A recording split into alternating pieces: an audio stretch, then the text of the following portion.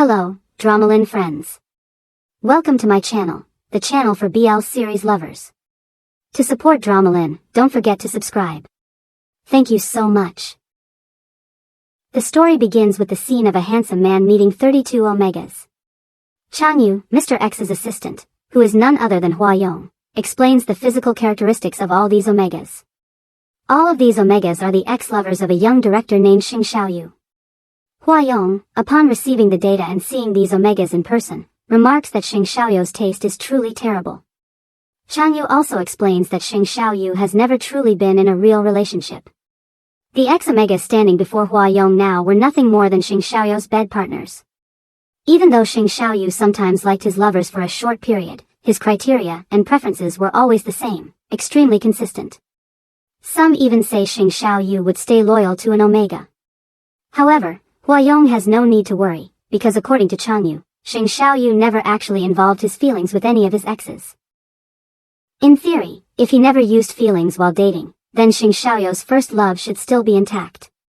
Changyu then mentions that one Omega named Song Huanqing was the one who stayed with Xing Xiaoyu the longest, for half a year. If Xing Xiaoyu truly liked him, then why did he already feel bored after just 6 months? Changyu then calls for Song Huanqing to speak with Huayong. As Song Huanqing stands to talk, he is pulled into bowing by Huayong's pheromones. Changyu explains that if his boss is asking a question, even people from prestigious families would bow when speaking to him. Song Huanqing apologizes, saying he didn't know about that rule. He mutters to himself, wondering who Huayong really is, why he can still release pheromones even though he's wearing a pheromone-suppressing sticker. And why Huayong has summoned all of Xing Xiaoyu's former Omegas. Does Huayong intend to take revenge? Song Huanqing then tells Huayong that he has long since broken up with Xing Xiaoyu, and that Xing Xiaoyu doesn't even remember him anymore. With a trembling body, Huayong touches Song Huanqing, wanting him to tell him what kind of Omega Xing Xiaoyu likes. After touching Song Huanqing, Changyu hands Huayong a handkerchief. Huayong wipes his hand with it. Then, Huayong removes the pheromone-suppressing sticker and mentions the time limit of the sticker. Changyu apologizes, explaining that this sticker is the most effective one available on the market, but unfortunately, it still isn't enough for Huayong. However, Huayong doesn't need to worry, because in the laboratory, they are developing a more effective injection-type suppressant for him. If it passes testing and is safe, it can be used. Changyu asks Huayong to give him 10 days, but Huayong demands it be finished in 3 days. He wants to obtain the suppressant as soon as possible. A flashback takes us several years back, when a sudden virus outbreak struck swiftly. The virus caused mass panic everywhere. Once a person was infected, their life would be drastically affected. Experts discovered that the virus could spread through saliva, airborne particles, and other means. Everyone was forced to wear masks. Because of the virus, many people died. It was named Y46. Many people with blood type AB died. For those with blood types A and O, the fatality rate reached 86.5%. Those with blood type B had relatively low mortality. After the virus ravaged the world for half a year, blood type AB completely disappeared. Among the survivors, aside from chromosomes and the physical differences between male and female, people were now also divided into 3 secondary genders, alpha, beta, and omega. The ABO gender system replaced the old binary gender system of the past. And that became the new reference for determining the latest gender classification. The combined total of alphas and omegas made up less than 15% of the overall population. The Y46 virus had completely transformed the human system. Population structure and reproductive patterns also reshaped their past understanding of biology. The ABO gender system was officially named Omegaverse by sociologists. These 3 genders in society each played different roles. For example, alphas, whether male or female, could easily make their partners pregnant. Omegas, whether male or female, could easily become pregnant. On the other hand, those with blood type B, who were the luckiest during the infection, naturally had a very low fertility rate. Most people believed that the ABO social structure was, in many aspects, similar to that of a wolf pack. Back to the present day. People had long been accustomed to Class S alphas, regarded as the highest level of human beings, genetically superior to others. However, scientists had recently discovered that aside from the existing alpha, beta, and omega genders, there might still be a unique, minority gender, Enigma. Although the odds were less than 1 in a billion, the discovery still shocked the entire academic world. Buqiao, who was watching the news at the time, began to ask why biologists still didn't understand the evolution of abiogenders. Yushan replied that experts couldn't be relied on, that's why they claimed Class S alpha wasn't the peak of evolution today.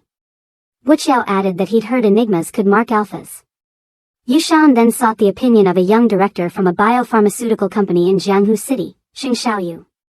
Xing Xiaoyu replied that, to him, all of this was nonsense. Have you ever seen any minority gender that could mark an alpha? Hearing this, Buqiao told Yushan not to ask Xing Xiaoyu such questions, because they both knew Xing Xiaoyu was born a Class S alpha. Xing Xiaoyu had the finest pheromones since birth and was used to being a leader. There was no way he would believe experts claiming enigmas could surpass Class S alphas. Buqiao then noticed Yushan was wearing a new perfume and asked about it. Yushan replied that an Omega he was currently dating had bought it for him. To Yushan, the fragrance seemed very popular.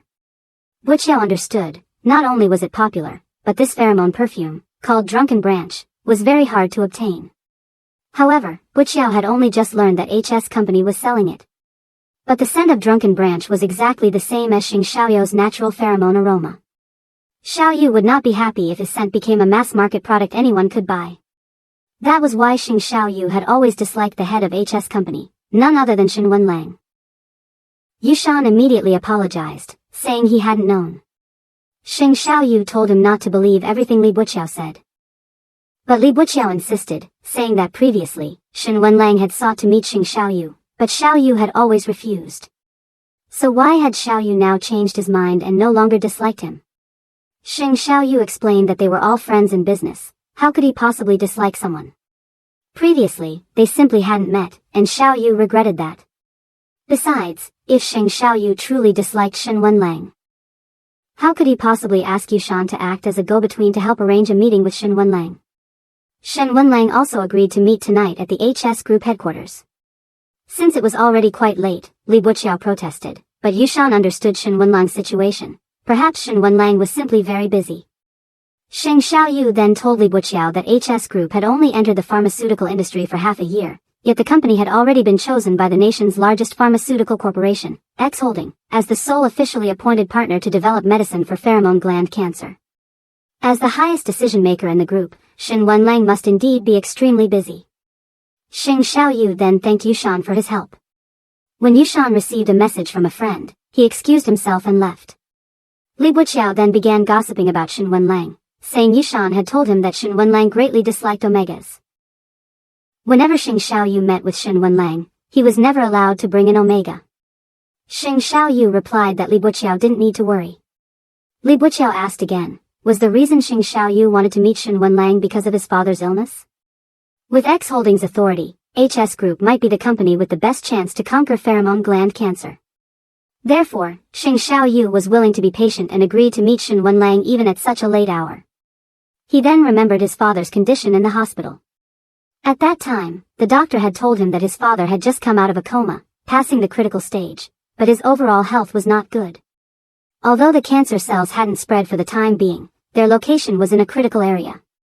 Even if they tried to remove the tumor, it would result in damage to the gland. For an alpha, the survival rate after gland damage was 0. So the medical team could not operate rashly. Given that there was currently no medicine available, the fact that they had managed to maintain his father's condition until now was already considered good progress. Li Buqiao asked if his father's condition had worsened. Xing Xiaoyu told him not to talk nonsense, his father's condition was still the same as before. Then, since it was time for the meeting, Xing Xiaoyu left. He knew that from what he had heard, Shen Wenlang was cunning, and if Xing Xiaoyu arrived late, he would surely be punished. Xing Xiaoyu and his secretary, Chen Pinming, arrived at Shen Wenlang's company.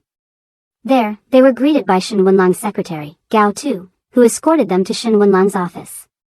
When they entered, they saw Shen Wenlang with another secretary, Hua Yong. Seeing Hua Yong reminded Xing Xiaoyu of their meeting in the hospital lobby, when Hua Yong, busy with his phone, had accidentally bumped into him and could only apologize. Shen Wenlang introduced Hua Yong to Xing Xiaoyu, saying he was his assistant secretary, and asked if Xing Xiaoyu knew him. Xing Xiaoyu said yes, because he wanted to know everything about Shen Wenlang. If only Xing Xiaoyu had known Hua Yong was Shen Wenlang's secretary back then, he might have asked for his contact information so he wouldn't have had to trouble Yushan as an intermediary. Shen Wenlang began to both praise and tease Hua Yong because of this, but Hua Yong explained that he truly didn't know Xing Xiaoyu. Xing Xiaoyu confirmed this was true. They had only met once, at Hisai Hospital, when Hua Yong had accidentally bumped into him in the lobby. Hua Yong recalled the incident and apologized again for not recognizing him earlier. He explained that he had been at the hospital to visit his younger brother and had bumped into Xing Xiaoyu by accident. Shen Wenlang, hearing this, told Hua Yong to apologize to Xing Xiaoyu once more. Xiaoyu said it wasn't necessary, it wasn't a big deal. Hua Yong then formally introduced himself and handed over his business card, sincerely apologizing for that day. Since Xing Xiaoyu didn't seem keen to take it, Chen Pinming, understanding his boss's attitude, helped accept the card. Gao Tu then invited Chen Pinming and Hua Yong to step out, since Shen Wenlang and Xing Xiaoyu probably had important matters to discuss privately. They could wait and have some tea. Once they left, Shen Wenlang began explaining that his company had only been fortunate. It was thanks to X Holding that they had obtained the exclusive license for targeted pheromone gland cancer medicine research. Hearing this, Xing Xiaoyu said Shen Wenlang was being too modest. Everyone knew that X Holding was a business giant, monopolizing 80% of the country's staple food trade for 20 years. After the major infection outbreak, they also developed a global exclusive patent for pheromone inhibitors. Just last year, X Holding's revenue accounted for 30% of the nation's GDP. In short, X Holding was a business monster, and the fact that HS Group had its backing proved that Shen Wenlang was no ordinary man. Shen Wenlang replied that Xing Xiaoyu was overpraising him. Then he asked if Xiaoyu also used the company's main pheromone perfume, but then remembered Xiaoyu was a Class S alpha, so how could he be using it? He added that he'd heard Xiaoyu's natural pheromone scent was very similar to one of HS pheromone perfumes. Xing Xiaoyu then moved to the main topic, Xingfang Biologics, the first research unit for targeted pheromone gland cancer drugs, urgently needed the research results that HS Group controlled. Xingfang was willing to invest 60% equity into HS Group, provided they shared the research. Before Xiaoyu could finish, Shen Wenlang cut him off. HS Group was his own creation, which he had nurtured like a child. He loved the company and had never considered giving away its core shares or technology. Xiaoyu began naming prices, but Shen Wenlang refused. He wasn't short of money. Even so, Xiaoyu kept persuading him, though in his heart he admitted that Shen Wenlang was extremely hard to deal with. Once he got his hands on that drug technology, he thought, not even 35 billion, even 350 billion TWD, would make him give it up. Shen Wenlang said that if their relationship was mutual, they could be good friends, but as for the business offer, it was better to forget it. Xiaoyu asked why, was HS Group looking down on Xingfang? Shen Wenlang replied no, but the medicine in question was HS' core asset. Even if he wanted to be friends with Xiaoyu, he couldn't hand over such a treasure so easily. Hearing this, Xiaoyu said they could talk another time. As he left, Xiaoyu happened to see Hua Yong on the phone, talking about needing money for his younger brother's surgery. But when Hua Yong greeted him, Xiaoyu chose to leave. Once Xiaoyu was gone, Hua Yong's expression changed. He smiled to himself. Gao Tu then asked why Hua Yong hadn't gone home yet. Hua Yong said he had just received a call. Gao then offered to ride home with him. In the taxi, Gao apologized, saying he had overheard Hua Yong's conversation earlier. He also had a family member hospitalized at Hisai Hospital. Hisai was the oldest hospital in Jianghu. Though its decor looked dated, its doctors and medical equipment were the best in the entire Jianghu region. However, the cost of treatment was quite expensive. Gao also shared that he had a younger sibling who was being treated at Hisai Hospital. In fact, his sibling had been hospitalized for many years and was still waiting for a surgery schedule. So Gao could understand what Hua Yong was feeling. At that moment, Shen Wenlang called Hua Yong. Gao muttered that, as far as he knew, Shen Wenlang didn't like omegas. Hua Yong then asked if Gao too was a beta. Gao replied yes. From HR, Hua Yong also heard that Gao and Shen Wenlang were high school friends. And working by Shen Wenlang's side for so many years must have been very difficult. Gao quickly answered no, because Shen Wenlang was actually a good boss.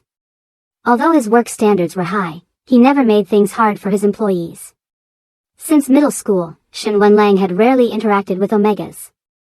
And Hua Yong was the first omega able to work with him. Hua Yong understood, and had even heard that Shen Wenlang deeply disliked omegas. Gao then offered that if Hua Yong ever needed help at work, he could just let Gao know. Hua Yong thanked him for that. After arriving at the place Hua Yong had mentioned, he got out of the car and thanked Gao again. On his way home, Gao suddenly felt tightness in his chest. He quickly took the medicine he usually took.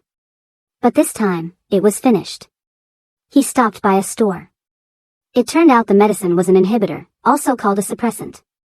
The cashier told him that if taken continuously, the medicine could cause pheromone disorders and lead to side effects like dizziness and severe pain, even potentially endangering his life. Moreover, painkillers and inhibitors could not be taken together. Gao replied that he was a beta. He used painkillers for his headaches and bought the inhibitor for a friend. In the car, Gao quickly took his medicine. But when he arrived home, his pheromones kept leaking, and he even collapsed unconscious. The next day at HS Group, Secretary Qin came into Shen Wenlang's office. Seeing her, Shen Wenlang asked where Gao was. Qin said Gao had suddenly applied for leave, explaining that he had to accompany his lover through their heat period. When an omega goes through heat, their partner must stay with them for the duration. In truth, Gao too himself was the one experiencing heat, because he was an omega, not a beta. Gao then recalled his childhood. His father often forced his mother to give him money, and even insulted her for being an omega. Not only his mother, Gao was also ridiculed for being a useless beta. Later, when she gave birth to a daughter, the child was indeed an alpha, but she was constantly sick. One day, his father left in anger. After a medical checkup, Gao learned that he was actually an omega, but his mother denied it, and even forbade him from telling anyone. She kept insisting that Gao was a beta with asthma. She gave him an inhaler-type inhibitor, and told him to use it long-term, never letting anyone smell his pheromones. Gao had to promise her that. Later, Gao received a call from Secretary Qin. She needed the hard drive Gao had been given earlier, as it was required for this week's routine meeting. The meeting was scheduled for today. If it wasn't too much trouble, either Hua Yong could come to Gao's home to get it, or Gao could deliver it to the office himself, because Gao's home was currently filled with his pheromone scent. So, Gao decided he would deliver it himself. Qin then asked, "What about your omega lover?"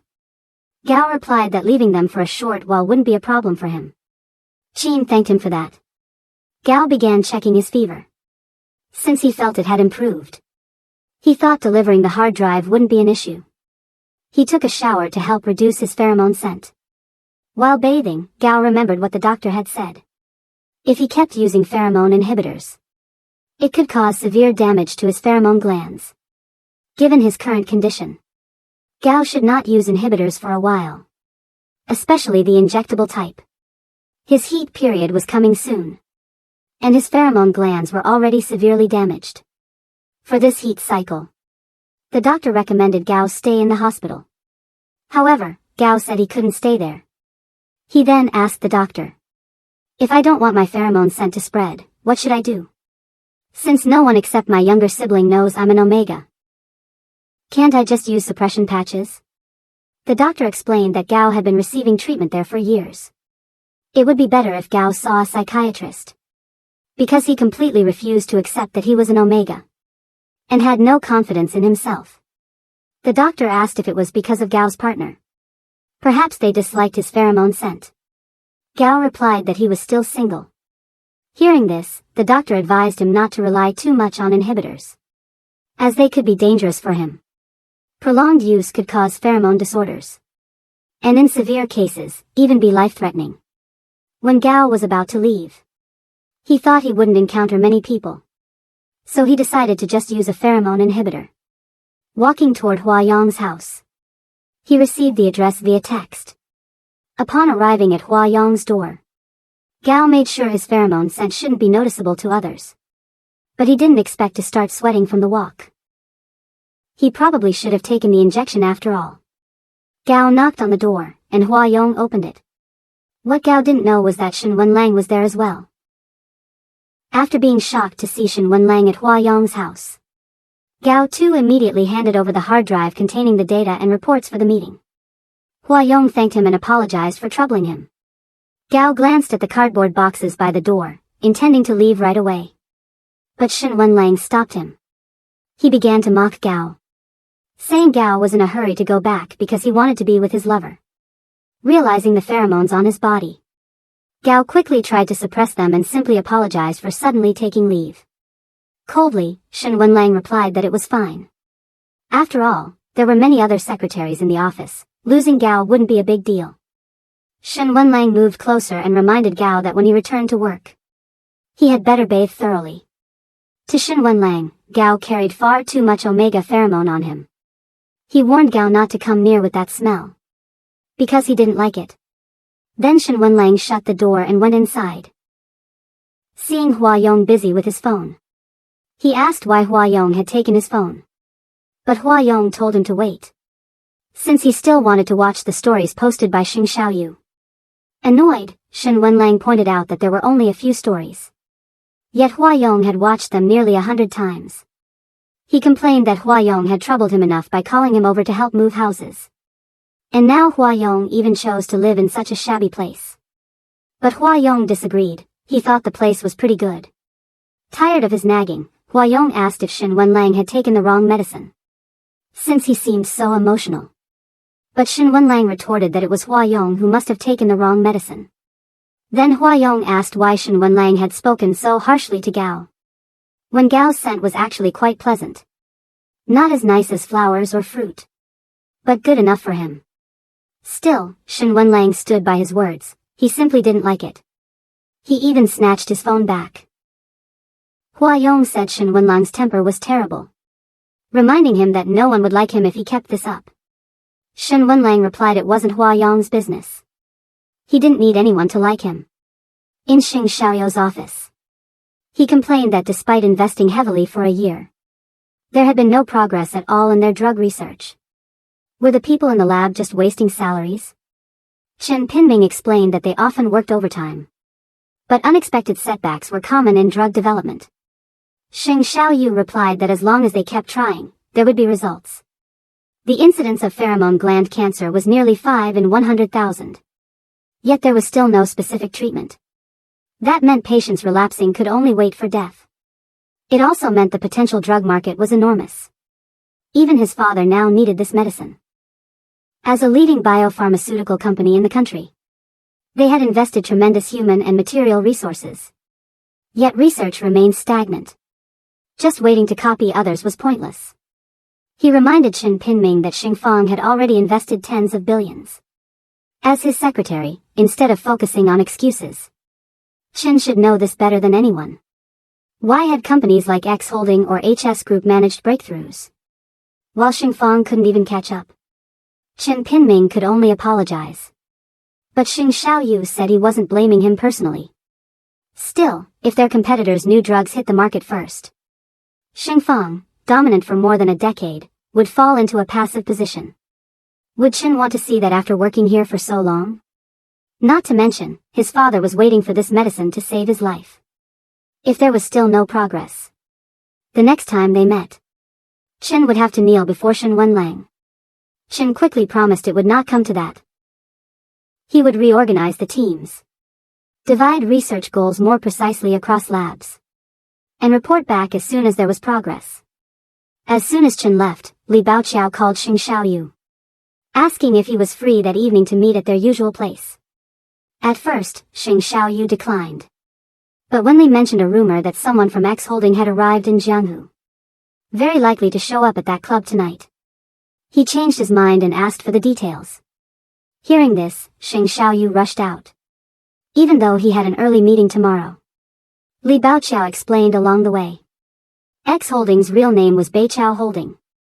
The current head was the illegitimate youngest son, not even 30 yet.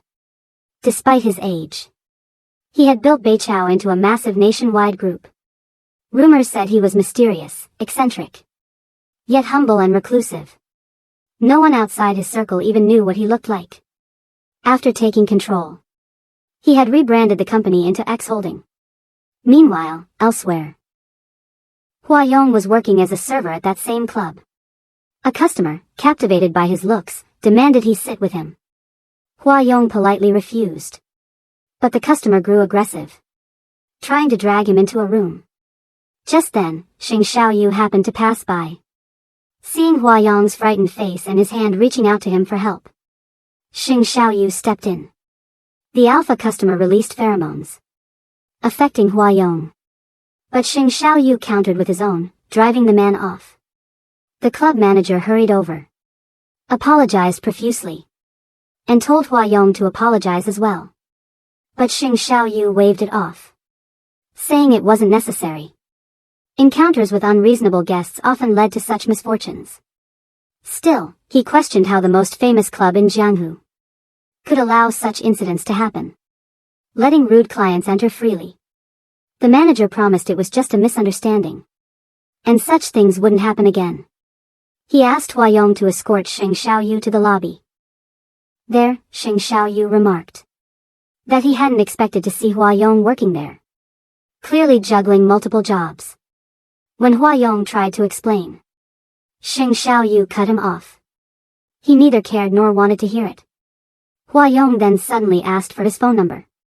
Xing Xiaoyu refused, saying there was no need, unless Hua Yong wanted to go home with him. Hua Yong denied that, but Xing Xiaoyu told him not to offer himself, because unlike Shen Wenlang, he wasn't interested in things gained too easily. After leaving, Hua Yong smiled to himself, thinking Xing Xiaoyu was quite adorable. The next day, Chen Pinming told Xing Xiaoyu that Hua Yong had come looking for him. He brought a letter and something that Xing Xiaoyu had dropped back at Hechi Hospital, along with a card. Yesterday, Hua Yong had asked for his number only to return the lost item. He even apologized for troubling Xing Xiaoyu the night before. At first, Xing Xiaoyu tossed the envelope aside. But moments later, he picked it up again and put it in his drawer. Just then, a call came from the hospital. He rushed there, where the doctor explained to Xing Xiaoqing that their father's condition had worsened, although the indicators were now more stable. Without a targeted drug for pheromone gland cancer, there was little the doctors could do. Xing Xiaoqing asked if that meant their father could not be treated and only had to wait for death. When Xing Xiaoyu arrived, he scolded his brother for crying in public, saying he was shaming the Xing family name. But Xing Xiaoqing fired back. Where had Xing Xiaoyu been when their father fell ill? Had he ever shed tears for him? Or now that he was the head of the company, did their father's life or death mean nothing to him? Chen Pinming quickly intervened, telling Xing Xiaoqing not to speak nonsense.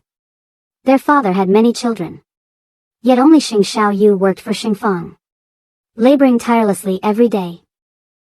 Meanwhile, Xing Xiaoqing and the others only painted, filmed, or went on vacations. Unlike Xing Xiaoyu, who hadn't rested properly in 3 months. But Xing Xiaoqing told Chen to stay out of family business. Xing Xiaoyu also told him not to waste time on someone who only wasted life. Then Xing Xiaoqing demanded to see the results of the company's drug research. Chen explained that special drugs couldn't just appear overnight. Development took years, sometimes a decade or more. Hearing his brother's insults, Xing Xiaoyu snapped back that if progress was so slow, then Xing Xiaoqing should join the research team himself. The lab doors weren't even locked. After all, their father had many illegitimate children. As long as they were willing to help, they would be welcome. Why should everything fall on him alone? The legitimate children always seemed cursed, while the illegitimate ones always triumphed. When his mother had co-founded Xingfang Biotech with their father, Xing Xiaoqing's mother had still been working at a club. If he still had patience, Xing Xiaoyu advised his brother to hold his tongue, because when he no longer wanted to clean up their father's mess, Xing Xiaoqing would have to rely on his mother to carry on. And if Xing Xiaoqing wanted to join the research team, he was welcome anytime. But with his lack of education, what help could he possibly provide? With that, Xing Xiaoyu left. In the elevator, he encountered Hua Yong. Seeing him, Hua Yong instinctively stepped back. But Xing Xiaoyu held the doors and told him to get in. A doctor also entered and reminded Hua Yong that he needed to pay for his younger brother's surgery this week, or else it would be postponed. Hua Yong asked if he could pay afterward. But the doctor apologized, rules required payment first. Besides, Hua Yong still had debts. Keeping his brother's hospital room reserved was already generous. Hua Yong promised he would find a way to raise the money. After the doctor left, Xing Xiaoyu asked coldly if the HS group was so cruel as to let Hua Yong work all day, spending time with Shen Wenlang, and then slave at night as a club server, yet still fail to afford the surgery. Hua Yong clarified that he only worked part-time at the club, and didn't accompany clients for drinks. His relationship with Shen Wenlang was purely professional. Last night, when he asked for Xing Xiaoyu's number, he had no ulterior motive. He only wanted to return the cufflink he had dropped. So could Xing Xiaoyu please stop thinking he was filthy? Then Hua Yong left. Afterward, Xing Xiaoyu asked Chen Pinming for his brother's room number. It was 291. The next day, Gao Tu went to pay for the surgery. Coincidentally, it was the same room, 291. But the cashier told him the bill had already been settled by a tall, striking S-Class Alpha, surely his friend. Gao assumed it was Shen Wenlang. At the office later, he thanked him for helping pay the bill, promising to repay it. But Shen Wenlang dismissed it as nothing, as long as Gao never brought Omega Sense near him again. Meanwhile, Xing Xiaoyu visited Li Baoqiao at the club, bringing a new acquaintance, an Omega named Xu Xian, whose pheromones smelled of flowers. Li was surprised, since he thought Xing preferred fruity Omegas. But Xing Xiaoyu remembered the night Hua Yong had begged him for help. He replied that floral scents were also pleasant. Just then, Hua Yong messaged him. And before he could reply, Hua Yong called. Li, curious, asked who the stranger was that Xing even answered. On the phone, Hua Yong asked if it was true Xing had paid the surgery bill. He didn't know why Xing helped him, but he wanted to thank him and promised to repay the money. Xing asked if he had nothing else to say besides money. Hua Yong then invited him to a meal that Saturday. But Xing said he already had an appointment with friends. Hua Yong could join them, or forget it altogether. He didn't want insincere gestures. Hua Yong quickly agreed, asking Xing to send him the address. The next day, Hua Yong arrived at the venue. The guards stopped him, saying he needed an invitation. When he mentioned Xing's name, they didn't believe him. Just as he tried to call, Xing himself appeared and told them to let Hua Yong in. Hua Yong froze, realizing this was a formal gathering, and worried his clothes weren't appropriate. But Xing assured him he looked fine, asking if Shen Wenlang had never taken him to such events. Hua Yong replied no, he had just started working, and Xing usually brought Gao instead. He suggested he shouldn't go inside, but Xing said he'd be embarrassed to attend alone, even more embarrassed without him. At the dining table, Hua Yong appeared awkward. Xing proposed that next time they meet at a private club instead. Yushan, another guest, agreed. When Li Baoqiao returned and saw Hua Yong, he immediately grew curious. He leaned closer, sniffing Hua Yong's pheromone, but accidentally bumped his nose against him. Yushan reminded Li to behave respectfully toward Omegas.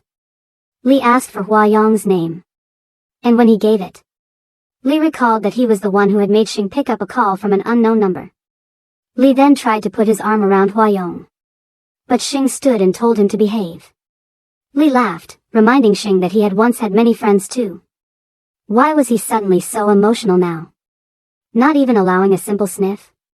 Yushan stepped in, warning Li not to push, or Xing might stop attending his events altogether. Li agreed, promising not to touch his precious thing again. Instead, he suggested they drink. Later, Hua Yong left drunk. Li tried to approach him again, but Hua Yong resisted. Xing pulled him away, taking Hua Yong home. On the way, Hua Yong pulled out a payment plan, showing how he intended to repay Xing little by little. He admitted it might take a long time, but he would work hard until the debt was cleared. Xing Xiaoyu said that there was another way to pay it off faster. Hua Yong apologized, saying that his salary was limited. Until he got promoted and his salary increased, this was the fastest way for him. Xing Xiaoyu leaned closer and suggested that Hua Yong could become his lover. If Hua Yong agreed, then he wouldn't need to pay back the money. Hua Yong apologized to Xing Xiaoyu. He preferred to repay his debt little by little until it was fully paid off. Seeing Hua Yong asleep, Xing Xiaoyu intended to caress his cheek. But then Li Baokyo sent him a message. He said that the person Xing Xiaoyu brought along was exactly his type. If one day they broke up, Xing Xiaoyu had to let him know. Li Baokyo didn't even mind at all. After Hua Yong arrived, he then got out. After Hua Yong arrived and was about to leave, he reminded Xing Xiaoyu to let him know if he ever had free time, because he wanted to treat Xing Xiaoyu to a meal. Xing Xiaoyu only told Hua Yong to go home quickly, since the weather was cold and it was already late at night. Before leaving, Hua Yong didn't forget to say goodnight to Xing Xiaoyu, while Xing Xiaoyu could only watch his departure. The next day, Chen Pinming came with Miss Xu's bill. Without making any comment, Xing Xiaoyu immediately signed it. He even asked what Chen Pinming was carrying. Chen Pinming explained that Hua Yong had entrusted something to be given to him. It turned out to be money for paying off his debt in installments. Seeing that, Xing Xiaoyu remarked that it was the first time he had ever seen someone so enthusiastic about repaying a debt. Chen Pinming also passed on Hua Yong's message of gratitude for Xing Xiaoyu's help. But in Xing Xiaoyu's view, Hua Yong was too stubborn. He could have chosen another way to repay his debt. Chen Pinming then presented a report from the laboratory team, detailing their latest plans for drug development. He explained that several years ago, X Holdings lab had published their technology, using the lysosome pathway to target and degrade proteins. Meanwhile, their own company was trying to develop an alternative protein degradation method via the autophagy pathway, with a focus on rare cancers. Unfortunately, they had never succeeded. Xing Xiaoyu noted that X Holding was not only working on autophagy cell pathways for ATAC development, but also researching a more advanced technology, ATAC targeted degradation. These two technologies were highly confidential and critical breakthroughs in rare cancer research. Basically, X Holding was the source of these discoveries. His company wanted to surpass X Holding, but there was still a significant gap in both technology and human resources. Moreover, HS Group held exclusive licenses to X Holding's secret technologies. Therefore, they had no choice but to build upon what had already been established. Chen Pinming asked if they should recruit someone from HS Group with a high salary offer. Surely, someone would be tempted. But Xing Xiaoyu disagreed. It would be difficult. Shen Wenlang valued his employees, and HS Group's stock incentive system was no worse than Xingfang's. Even if they spent a lot of money, they would only get a few insignificant people. And worse, they might make HS Group suspicious. It was better to observe for now. Chen Pinming then asked, what if they started with Hua Yong? He had heard that even though Hua Yong was still new, Shen Wenlang regarded him as very important. He even brought Hua Yong to board meetings. But Xing Xiaoyu questioned, if Hua Yong was so important, why couldn't he even afford his sister's hospital bills? That night, while Xing Xiaoyu was busy with documents, Hua Yong sent him a message asking if he had received the money he had entrusted. At first, Xing Xiaoyu was about to reply, yes, but he stopped himself. Instead, he wrote back, no. As he expected, Hua Yong immediately called. He anxiously asked about the money he had left with Chen Pinming. Xing Xiaoyu still said he hadn't received it, and instead asked when Hua Yong would be going home. Hua Yong replied he still had half an hour. Xing Xiaoyu said such matters couldn't be discussed over the phone, so he would come to pick Hua Yong up, and they could talk in person. When Hua Yong came running out, Xing Xiaoyu was already waiting in his car. Inside, Hua Yong asked again about the money. Xing Xiaoyu said Chen Pinming had just told him about it. He had simply forgotten earlier. Hearing that, Hua Yong felt relieved.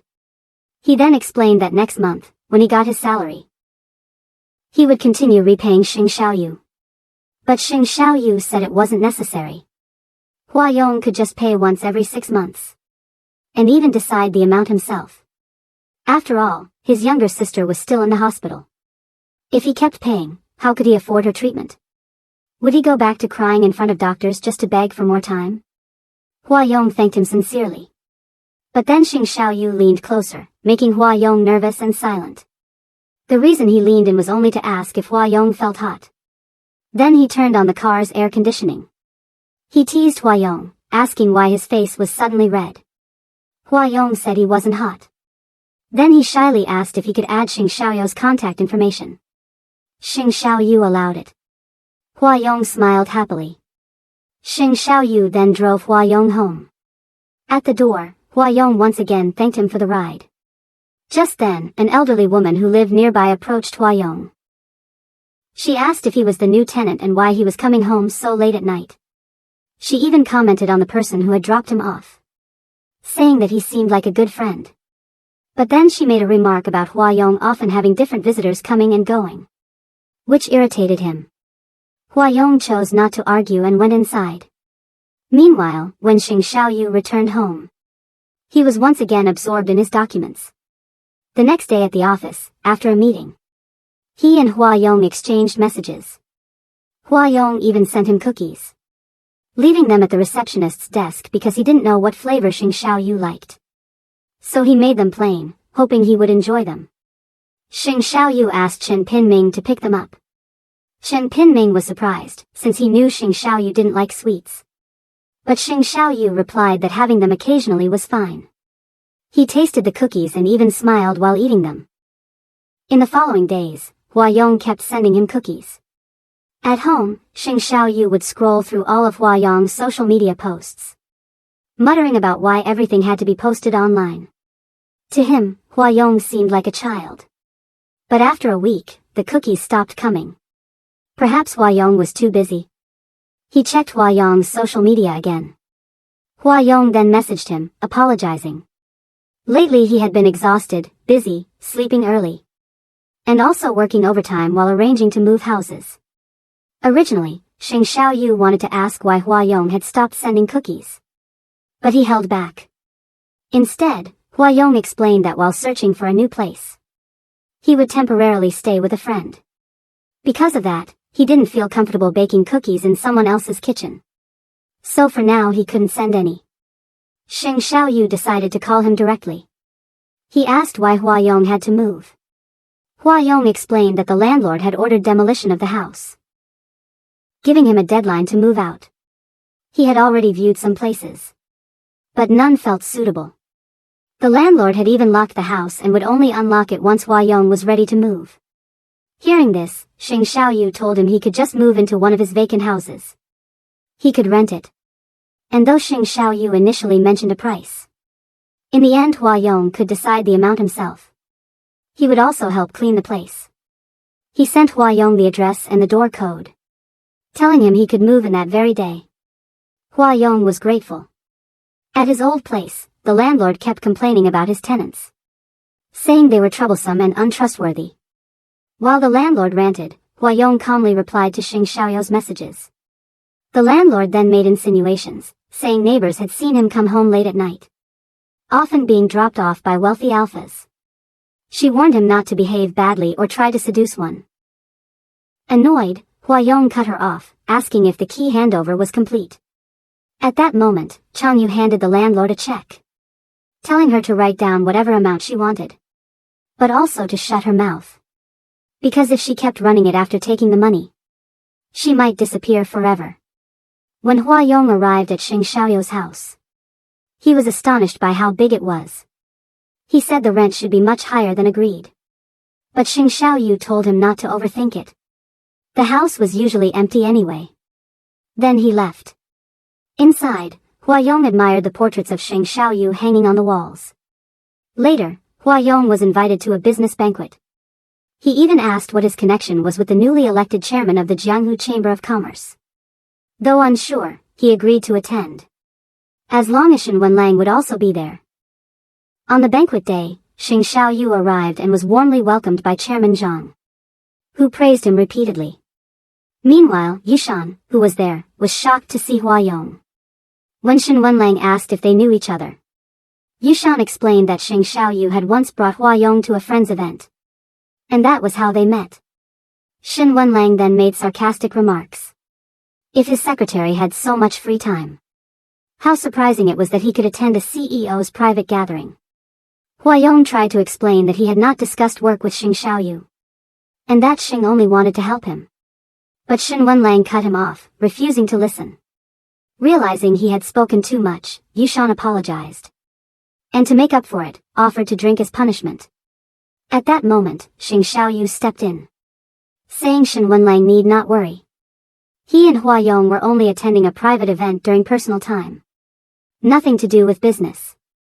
But if Shen Wenlang felt uneasy, he could simply fire Hua Yong. Since Xing Fang happened to need a secretary.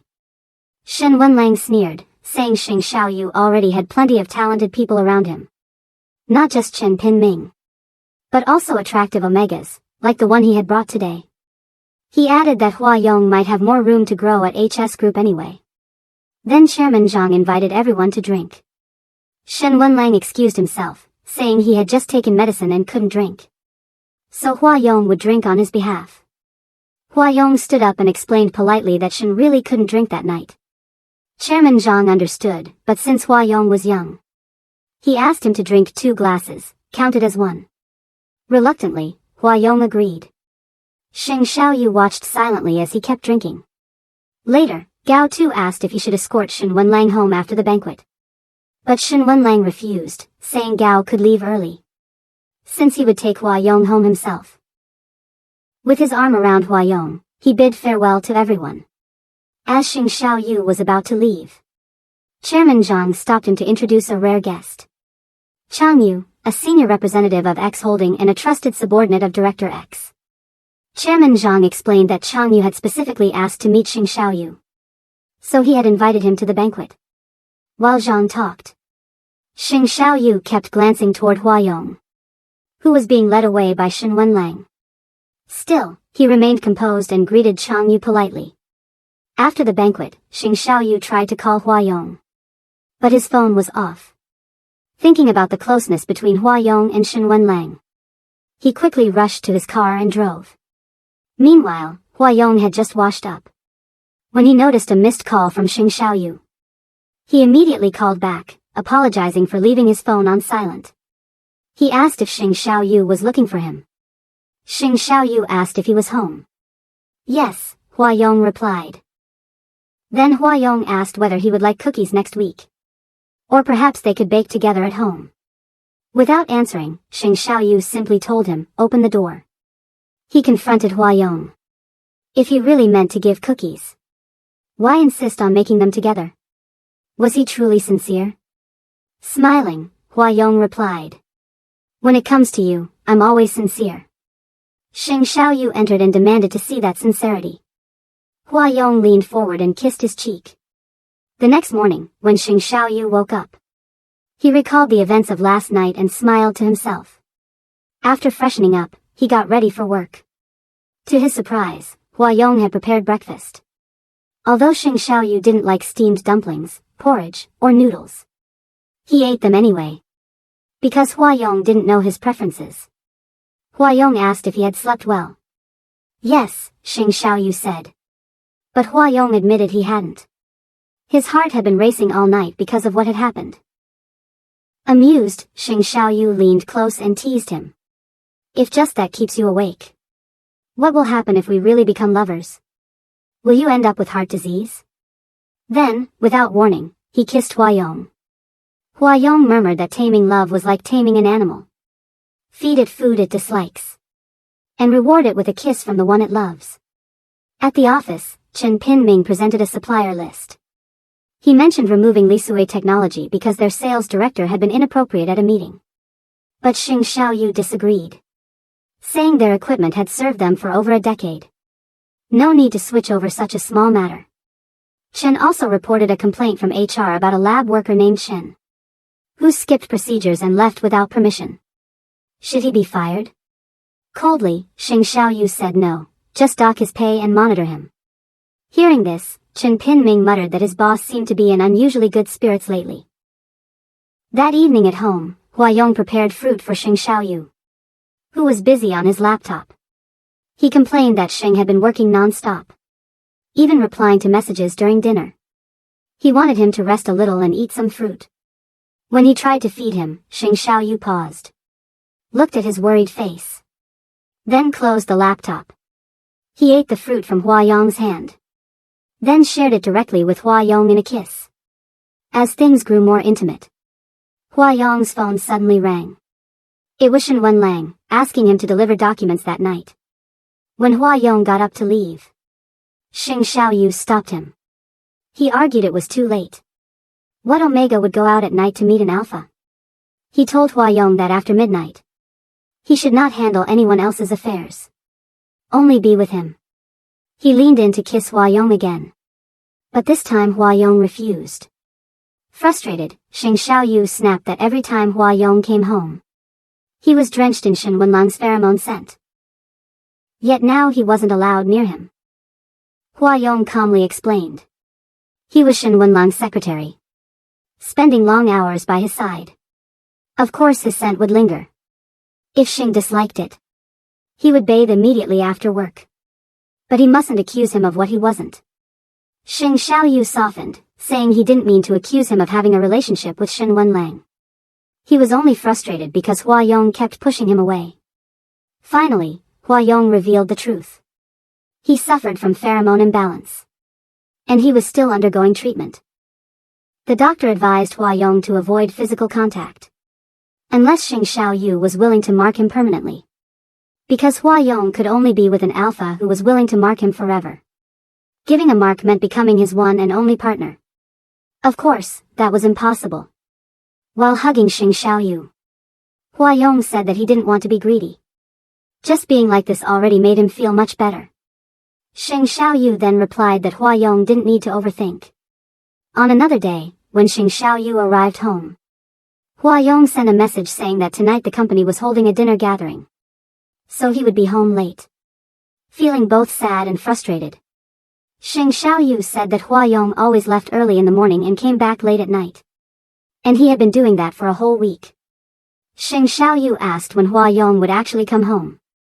While waiting for Hua Yong, Xing Xiaoyu did many things. Until, while he was focused, Li Baokyo contacted him. He invited Xing Xiaoyu to come to the club, because it had already been a month since he last went there. At first, Xing Xiaoyu refused Li Baokyo's invitation. But after Li Baokyo mentioned Hua Yong, he finally agreed to come. At the club lobby, many women praised Xing Xiaoyu. Li Baokyo and Yushan, who saw Xing Xiaoyu's arrival, felt happy. But from the expression on Xing Xiaoyu's face, Yushan asked why he seemed unhappy instead. Li Baokyo assumed that Xing Xiaoyu had quarreled with the orchid-scented Omega, none other than Hua Yong. Xing Xiaoyu replied, what reason would they have to fight? They then drank together. Meanwhile, Yushan asked the waiter to call some Omegas to join them. When Hua Yong opened the door and saw Xing Xiaoyu returning in an unconscious state, he felt upset. Chen Pinming, who had escorted him, simply left Xing Xiaoyu in Hua Yong's care. After that, standing before Xing Xiaoyu, Hua Yong asked where he had gone. He also asked about the dinner with his company team. Annoyed, Hua Yong answered that he went to a Korean restaurant. To him, it was noisy and not very enjoyable. While stirring the drink in his hand, Hua Yong released his own pheromones. He then asked, what about Xing Xiaoyu? Coming home so late. Where had he gone? Xing Xiaoyu simply replied that he could go anywhere he wanted. And it had nothing to do with Hua Yong. Getting even more upset, Hua Yong moved closer to Xing Xiaoyu. He said that he could smell the Omega's scent so strongly. So strong that he could even smell it from another room. Hua Yong asked, have you been marked by another Omega? Xing Xiaoyu refused to accept it and instead said that it had nothing to do with Hua Yong. Hua Yong understood and replied that it was true. He would rather return to his room. When Hua Yong was about to leave, Xing Xiaoyu held him back. He asked why Hua Yong's hands were so cold. Annoyed, Hua Yong pulled his hand away and left. After that night, Hua Yong acted cold and didn't communicate with Xing Xiaoyu at all. Xing Xiaoyu, who even came home, never saw Hua Yong. All he saw were Hua Yong's shoes. This indicated that Hua Yong was already home. Not only that, Hua Yong still prepared breakfast for Xing Xiaoyu. Hua Yong even made the biscuits he usually gave Xing Xiaoyu. However, when Xing Xiaoyu returned home, he saw a small note containing Shen Wenlang's activities. It was written by Hua Yong. Xing Xiaoyu read the note. The activity was irritating. Because it was Hua Yong's job to remind Shen Wenlang to eat. He added that Hua Yong always took care of Shen Wenlang. But when he returned home, Hua Yong was silent towards Xing Xiaoyu. He didn't even say anything to him. If Hua Yong continued to ignore him, then what was the point of Xing Xiaoyu continuing to go there? He was angry and left. Received a message from Hua Yong. Hua Yong sent a message saying he was very grateful for all the attention Xing Xiaoyu had given him. After Hua Yong thought about it, Hua Yong felt that he shouldn't bother Xing Xiaoyu like this. Hua Yong also explained that he had found a new place to live and that he would be moving out that night. He also said that Xing Xiaoyu's dinner was in the fridge. Hua Yong also reminded him that he would return the money Xing Xiaoyu paid for his sister's surgery. And after there was nothing more to say. They needed to meet again. Xing Xiaoyu turned around and returned home. He could see that Hua Yong was ready with his suitcase. Xing Xiaoyu asked where Hua Yong was going. Hua Yong simply said that he wanted to thank Xing Xiaoyu in person. He thanked him for all the care he had given him. Just as Hua Yong was about to leave, Xing Xiaoyu said that Hua Yong could come and go as he pleased. What did Hua Yong really think of his home as? Was it just a shelter? Hua Yong apologized. He asked what Xing Xiaoyu wanted. If Xing Xiaoyu still wanted to see him again, then he should forget about it. Xing Xiaoyu asked why. Was Hua Yong unwilling to accompany him in playing a love game that only resulted in a kiss and they couldn't even spend the night together? Or has Hua Yong found an alpha willing to mark him forever? Hua Yong immediately answered no, crying. While shedding tears, Hua Yong said he didn't want to continue like this anymore. Because he really likes Xing Xiaoyu. Every time he thinks of Xing Xiaoyu with another Omega, Hua Yong gets jealous. And his jealousy makes him act badly, making Hua Yong feel like he's not himself.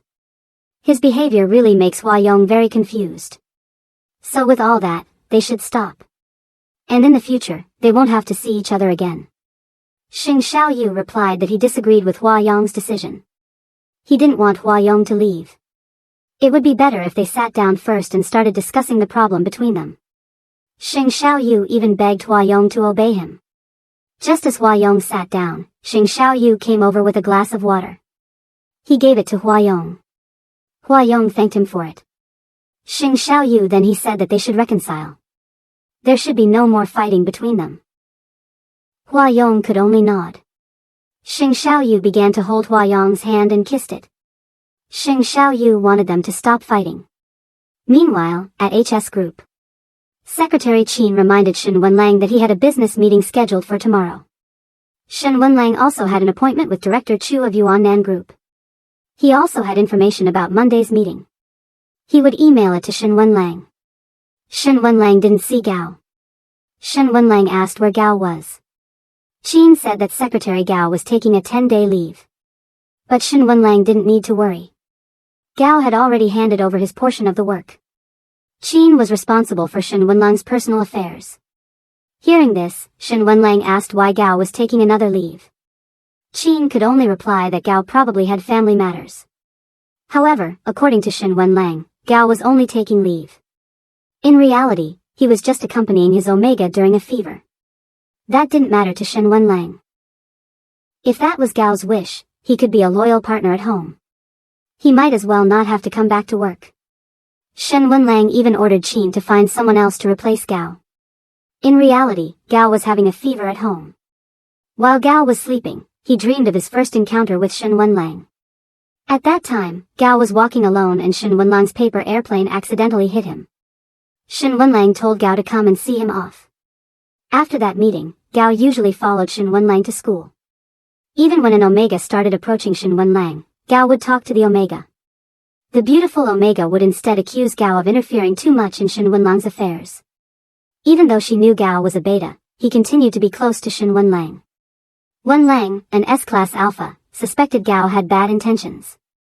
In fact, Shen Wenlang disliked Omegas. He invited Gao to leave. The word Shen Wenlang hated Omegas lingered in Gao's mind. He even recalled Shen Wenlang telling Gao to come clean, without any Omega sent on him. Gao woke up to his phone ringing. It turned out to be his father. Gao, understanding his father's purpose, hesitated to answer. Sure enough, Gao's father was calling to ask for money. His father, who didn't accept this, assumed the money was for gambling. He began to tease Gao. If Gao worked for a large company, and it must make a lot of money too. To his father, Gao was ungrateful. Gao explained that he was just an employee. What did it have to do with whether the company was big or not? Besides, his younger brother, Qin, was still hospitalized. Hearing that, his father began to insult Qin. When Qin was always sick, he was just a nuisance. According to his father, Gao was just wasting money on continuing to treat his younger brother. It would be better for Gao to decide on the costs of treating his younger sister. Gao, who heard this, couldn't accept it. Qin is his father's daughter.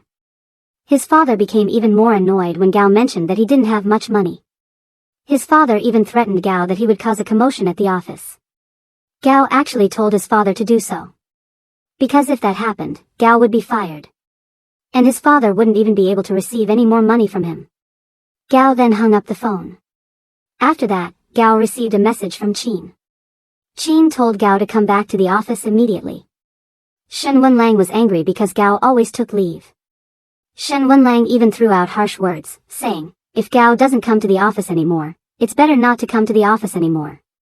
Qin reminded Gao to explain everything to Shen Wenlang when he returned to work. Knowing this, Gao muttered that Shen Wenlang didn't need him at all. Gao, on the other hand, was the one who always paid attention to Shen Wenlang. Shen Wenlang shone brightly like the moon. He was even surrounded by stars. Meanwhile, Gao, the most ordinary of the many stars present. The scene returns to Gao, who was working part-time at a convenience store. At that time, Gao was offering a product to a customer with various scents. Coincidentally, the customer was a beta, meaning he didn't have a natural pheromone scent. He was able to try one of the products Gao was offering. At the same time, Shen Wenlang arrived. He bought 2 bottles of drinks. Seeing Gao, Shen Wenlang asked if Gao was a quadruplet. Because in the morning, Gao was organizing books in the library. In the afternoon, Gao worked as a waiter. In the evening, Gao worked as a porter at a fruit shop. And at night, Gao still worked as a cashier. Is working in many places Gao's hobby? Gao answered no.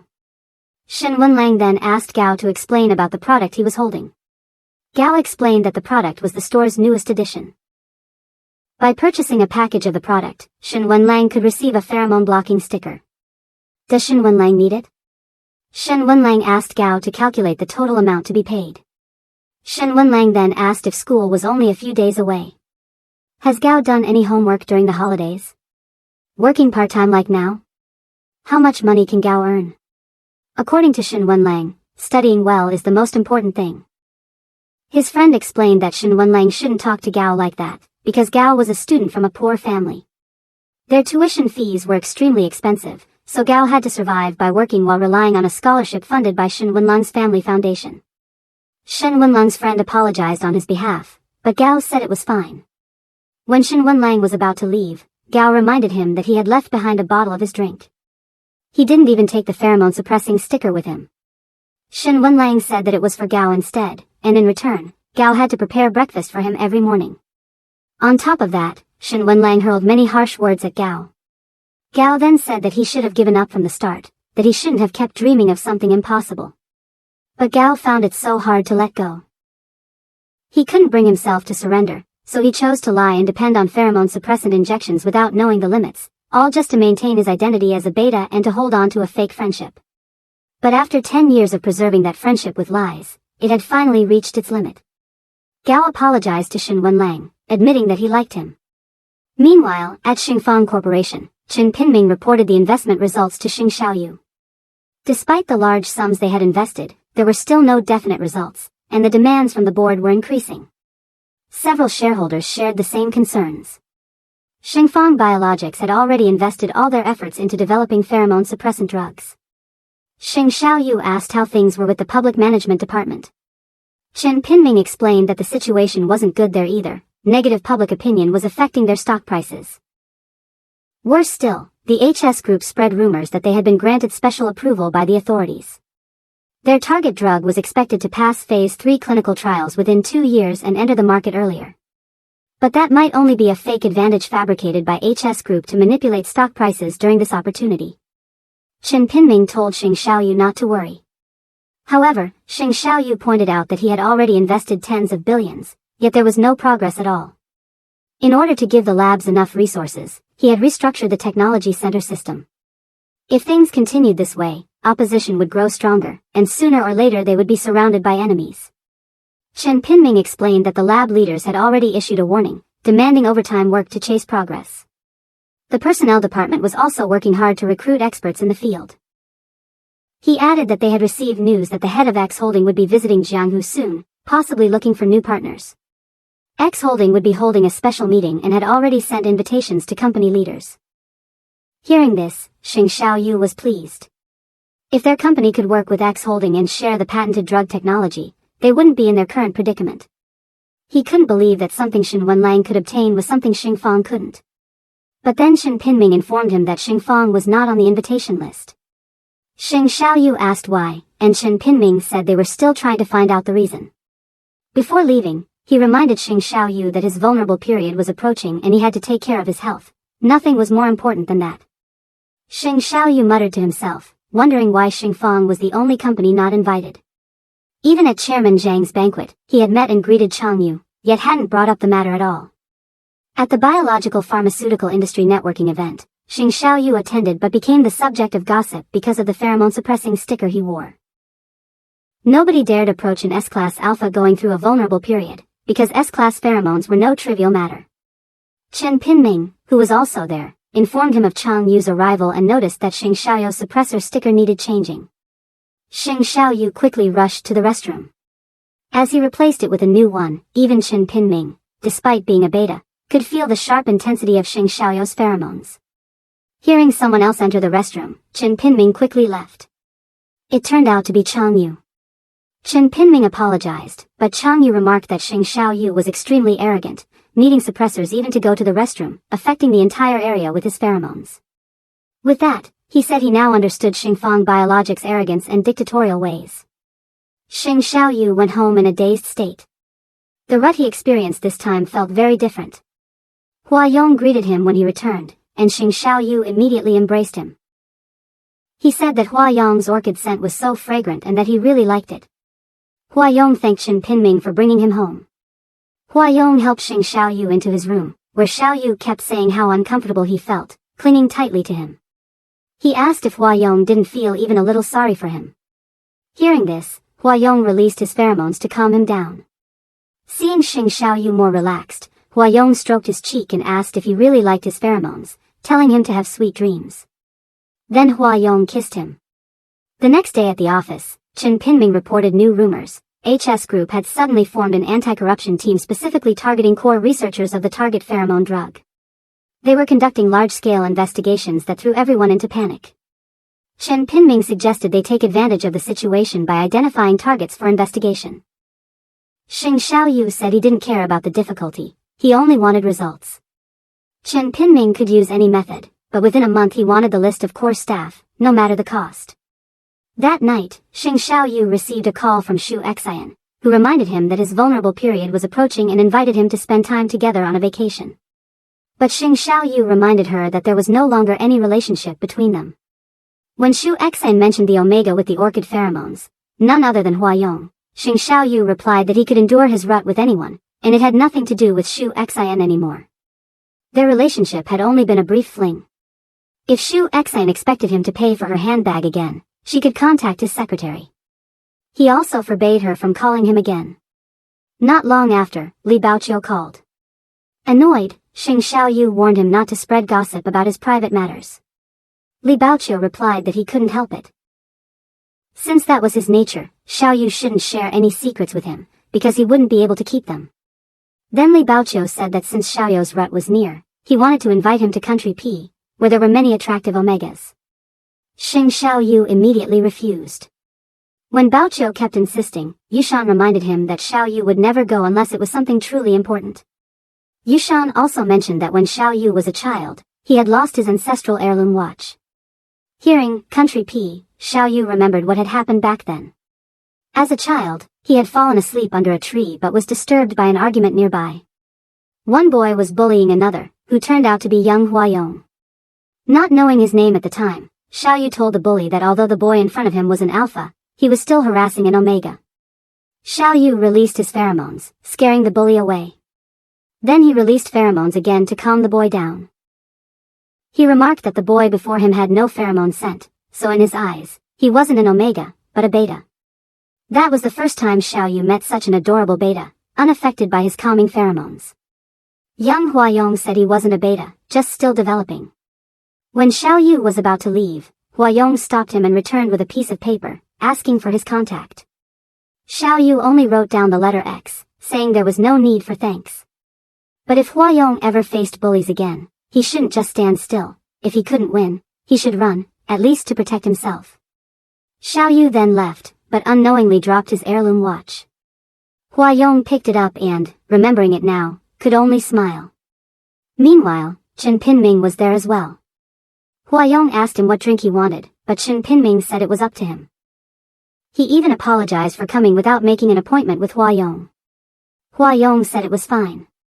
Chen Pinming's purpose in coming was to deliver a book from Xing Xiaoyu. Huayong was happy when he saw the book. Chen Pinming said that he had been working with Xing Xiaoyu for several years. But he could clearly see that Xing Xiaoyu cared deeply about Huayong. Huayong asked if Xing Xiaoyu went to work because of his vulnerable period. Chen Pinming explained that he wasn't sure, since that was Xing Xiaoyu's personal matter. Huayong, remembering he was making cookies, quickly took some to give to Chen Pinming. When Huayong left, Chen Pinming, who had been focused on Huayong's work bag, secretly slipped a device into it. Seeing this, Huayong asked if Chen Pinming liked the bag that had been given out by his company. If Chen Pinming liked it, Huayong could give it to him. But Chen Pinming excused himself, saying he thought it was Xing Xiaoyu's bag. He suddenly had to leave for some reason. At HS Group Company, Gao entered and delivered Shen Wenlang's ordered tea along with the report he had prepared. Seeing Gao, Shen Wenlang asked what was wrong with him and why he looked so pale. Gao apologized, saying that lately he hadn't been sleeping well and was also feeling a bit dizzy. With a sharp and harsh tone, Shen Wenlang told Gao to go to the doctor. Gao replied that he had already gone, and that he looked like this because his asthma had flared up. When Gao handed over the report, Shen Wenlang grew angry because the report contained mistakes. He started saying even harsher things to Gao. As Gao was about to correct the report, Shen Wenlang reminded him again that he hated omegas. With that, Gao should understand. He ordered Gao to clean himself up before he was allowed to come back and see him. Gao could only apologize. Then, Shen Wenlang received a message from Huayong. Huayong said he didn't know who Xing Xiaoyu was spending time with. For him, Huayong wanted to target someone. He also said that Secretary Chen Pinming was very careless. He had planted a listening device in Huayong's bag. For Huayong, Xing Xiaoyu was surrounded by useless people. Huayong also reminded Shen Wenlang to carry everything out according to plan. Gao too was seen going to the restroom. There, he stared at himself in the mirror. He recalled the doctor's words again. That Gao could use suppressant drugs without a prescription. But since Gao was still in a vulnerable period, injecting suppressants and taking painkillers at the same time, was he really tired of living?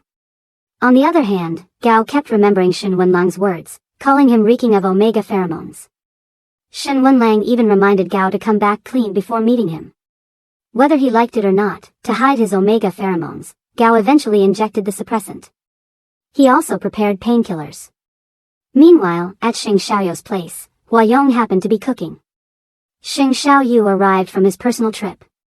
Seeing Huayong, Xing Xiaoyu immediately hugged his omega. He also asked whether Huayong had missed him. Since Xing Xiaoyu hadn't eaten after arriving, Huayong quickly prepared food for him. Watching Huayong prepare food, Xing Xiaoyu hugged him from behind. But just then, Li Baokyo called him. Li Baokyo asked about Xing Xiaoyu's heat cycle. Surely it was difficult for him to go through it alone. Out of concern, Li Baokyo suggested Yushan introduce a beautiful omega to Xing Xiaoyu.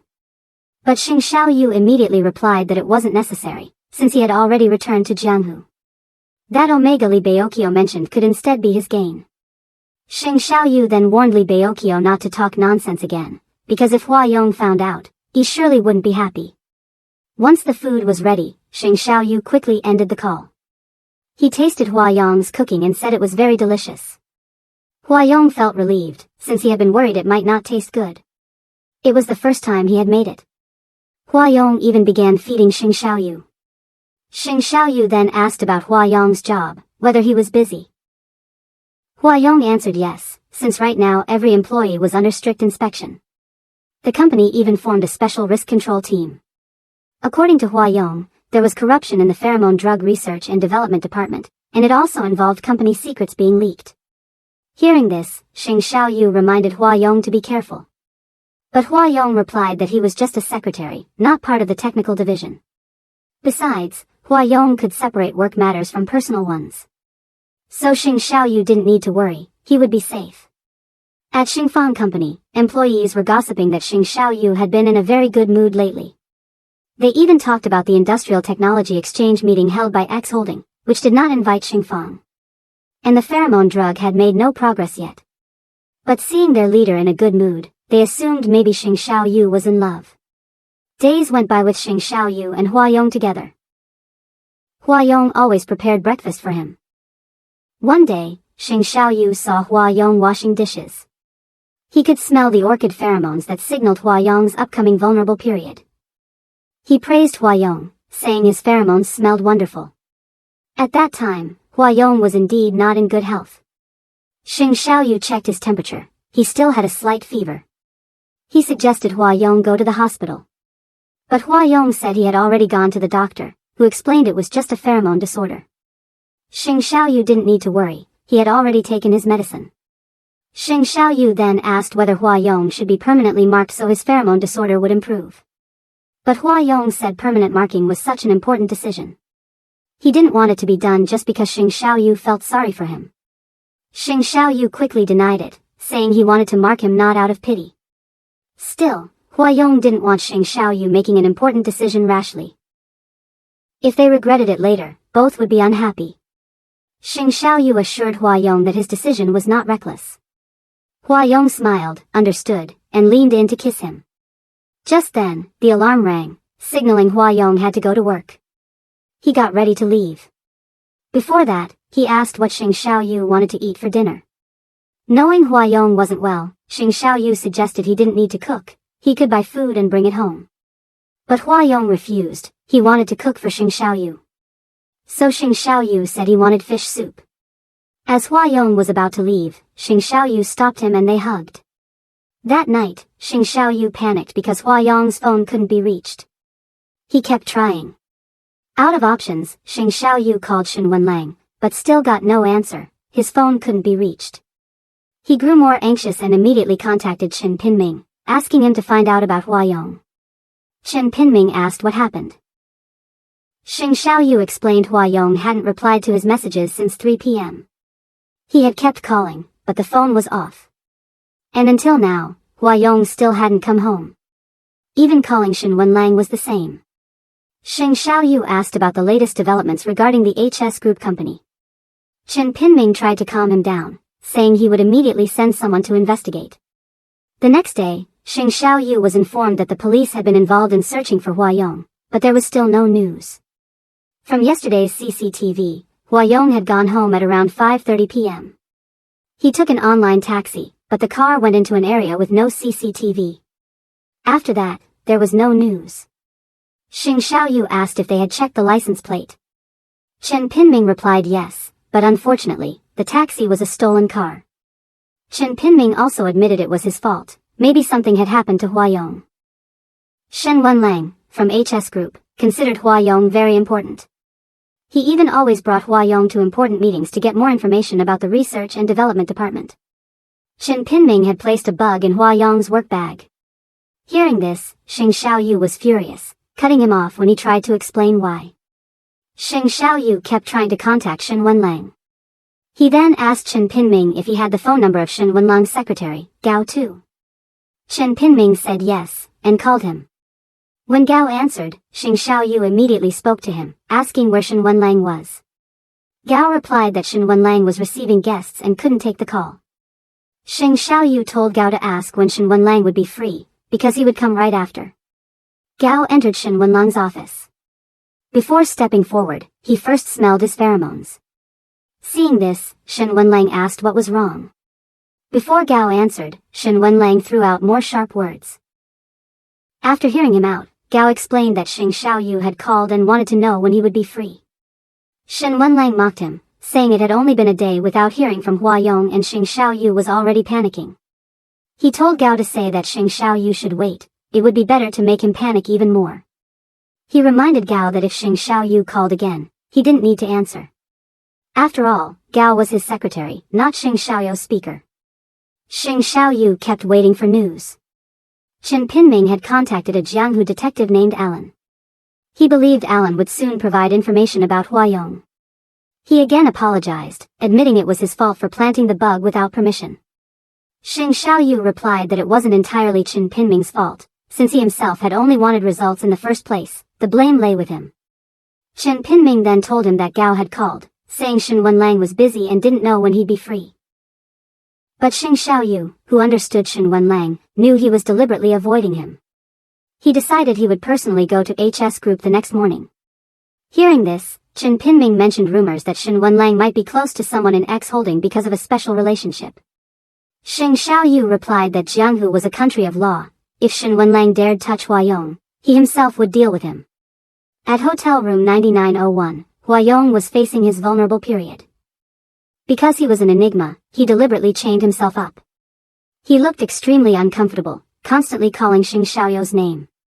The next morning, Xing Xiaoyu barged into HS Group.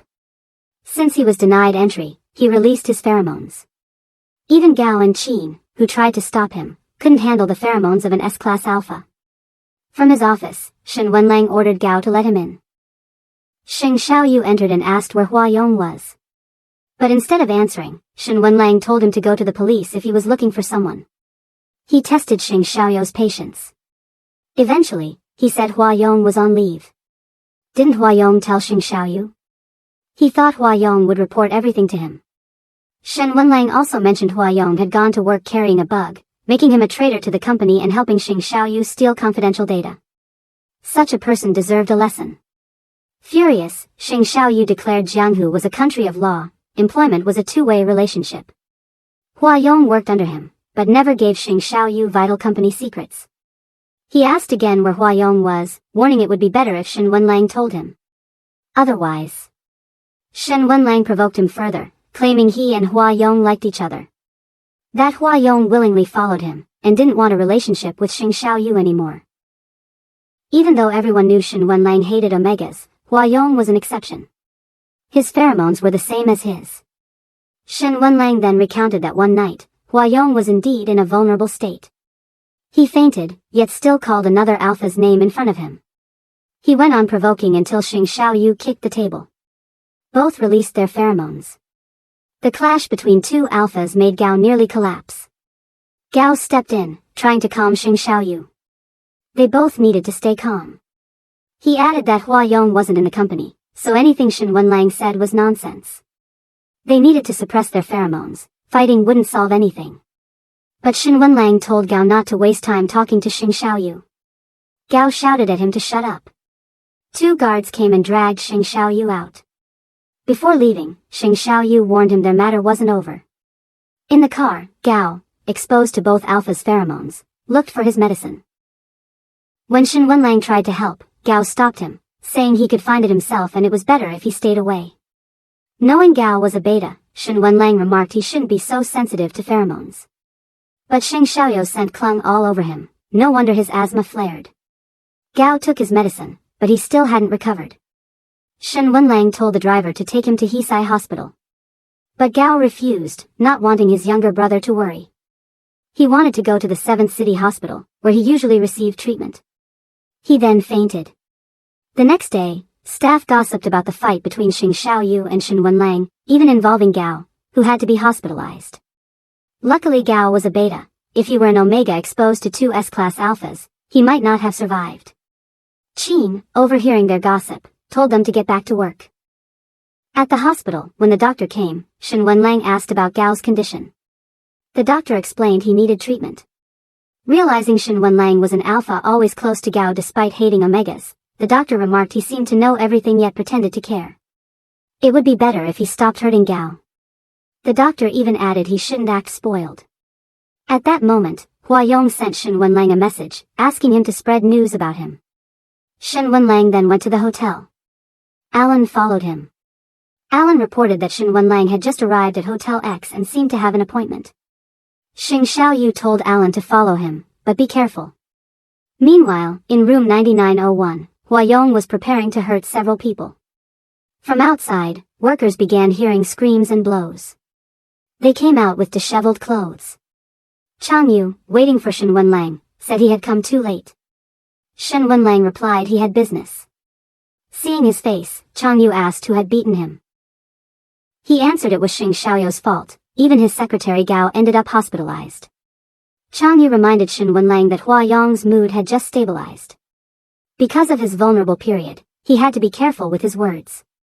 But Shen Wenlang asked why he had to indulge him. He even knew how to fight.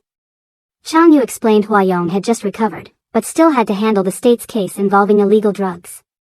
Some of them had already been taught a lesson, and 6 main criminals from yesterday were now in the hospital, for with minor injuries, 2 severely hurt. As they reached the hotel room door, Chang Yu prepared himself. Before entering, he put on a mask and reminded Shen Wenlang again to be careful with his words. Alan, following, stopped and listened to workers gossiping about a beautiful omega with orchid pheromones. They pitted that he had almost been ruined by alphas. Hearing this, Xing Xiaoyu assumed they were talking about Hua Yong.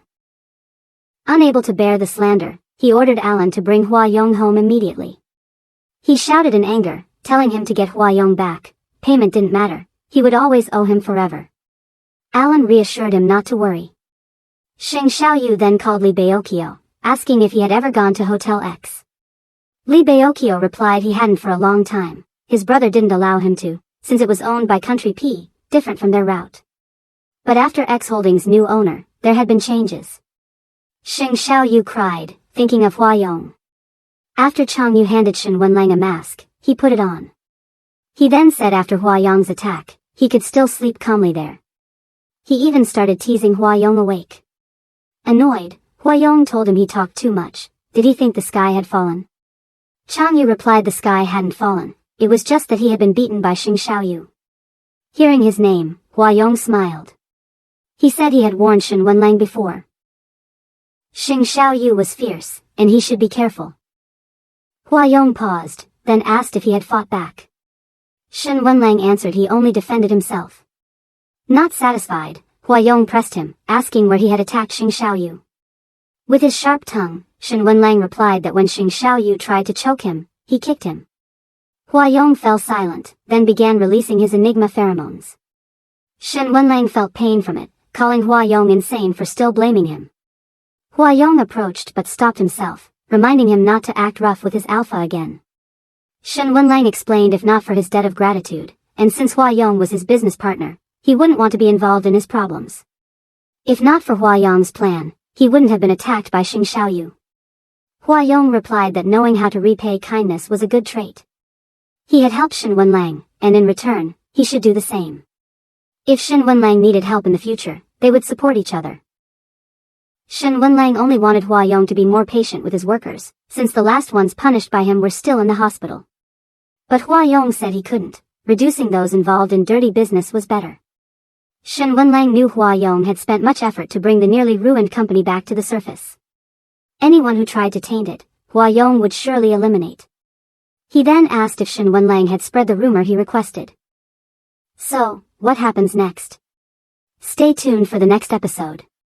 Thank you to all friends who have watched.